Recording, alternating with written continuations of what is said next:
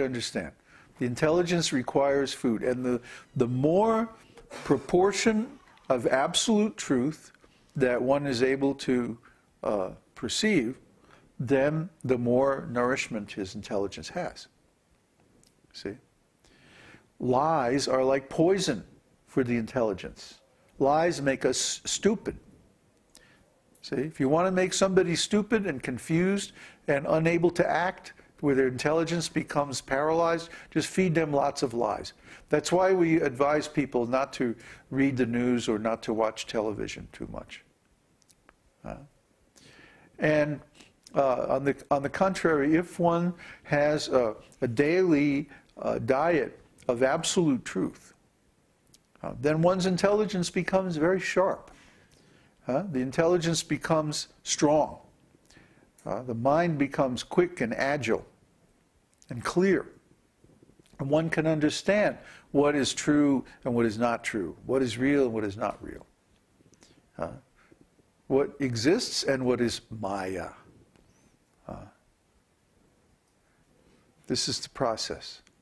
This is the process. So by nourishing our intelligence with absolute truth, we come to the platform of being able to distinguish between reality and illusion.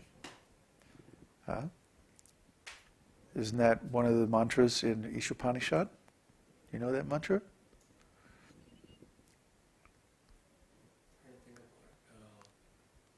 One should study the process.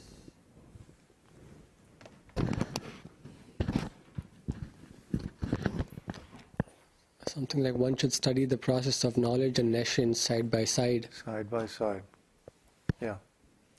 Well, we already get enough nescience, don't we? Yeah. So usually what's lacking is truth. Usually what's lacking is the reality. This is what's missing from most people's lives. They're brought up on a diet of unreality. And so after a while they lose the ability to sense whether something is true or not. Just like if you don't get sufficient work, after a while your muscles get weak and you can't work. See, they atrophy. Similarly, the intelligence will atrophy if it doesn't have sufficient nourishment of truth. Then intelligence will become weak. And then a person is easily misled, easily deceived. And we see that in people. We see that people are very gullible. They're very easily misled. They tend to believe people who are, given as authority figures, and they don't subject their impressions to any critical evaluation. Well, this is not very intelligent. So we should always examine, just like if you are eating something. Let's say you're eating some rice, and there may be a stone. Sometimes when they process rice, they put it through a screen to get rid of big pieces of other stuff that they don't want, and just the rice comes through.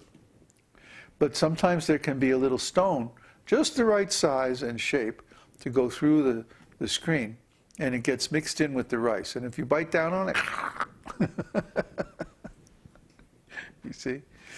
So what you learn, especially if you're in India for a while, to always feel the food with your tongue to make sure there aren't any stones before you bite down on it real hard. Especially dal. Dal, you get a lot of stones.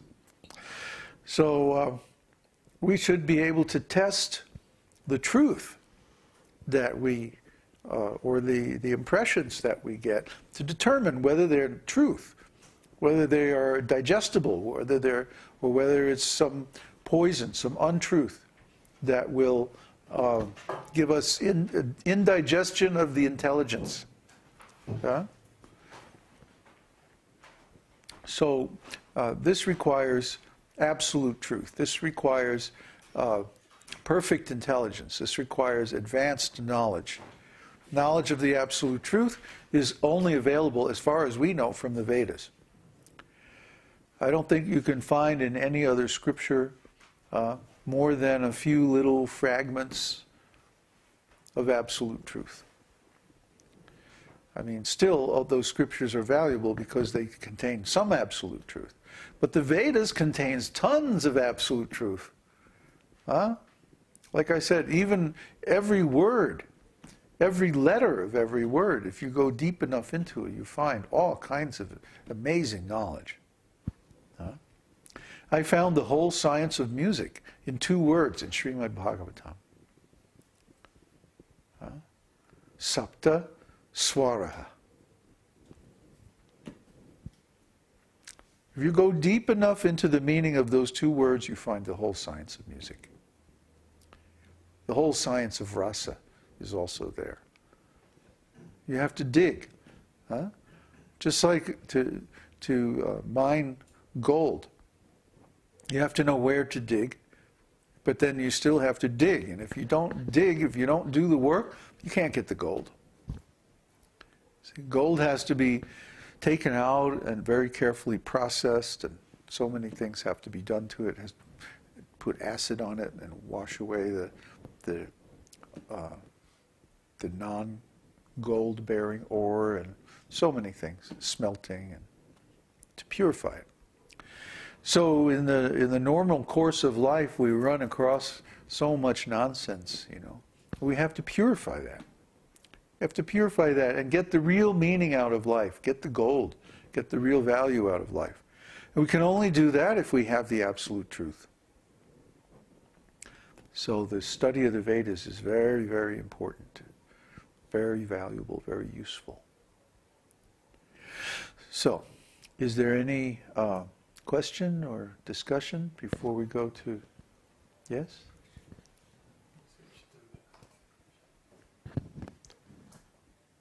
Does the absolute truth have the property that even if we study one shloka, one verse, or some part of the absolute truth, the entire absolute truth is contained within that part? Yeah, it's fractal.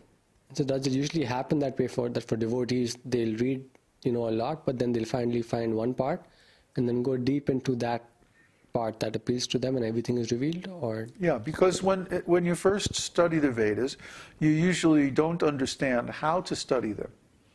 You don't understand that you can expand everything that's there.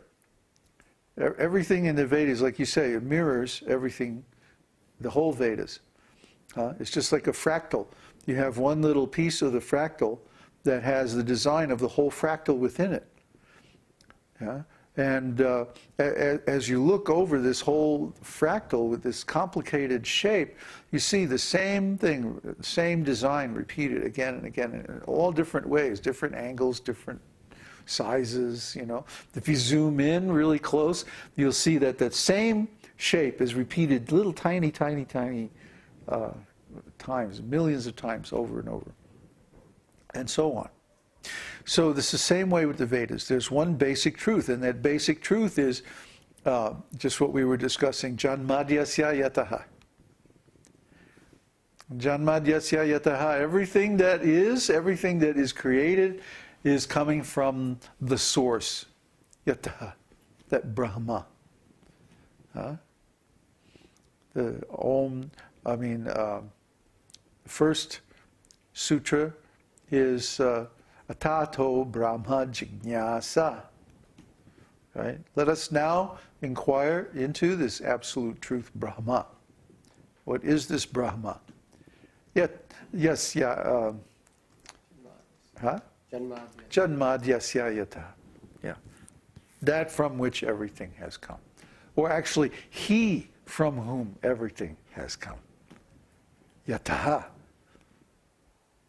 See, the use of the word yataha indicates a person, not a thing. Brahman is not impersonal. The Supreme Brahman is a person. Let's inquire into this person from whom everything has come, has taken birth. Janma. How can you have something take birth if not from a person, if not from a living being? You see, so the meaning of every single word is very significant. The deep associations and connotations of each and every word in the Vedas is very, very profound. So we should study like that. Scrutinizingly. That's the meaning of scrutinizingly, that we go into the meaning of every word. Every word is a rich source of knowledge. In the beginning, maybe we don't study like that.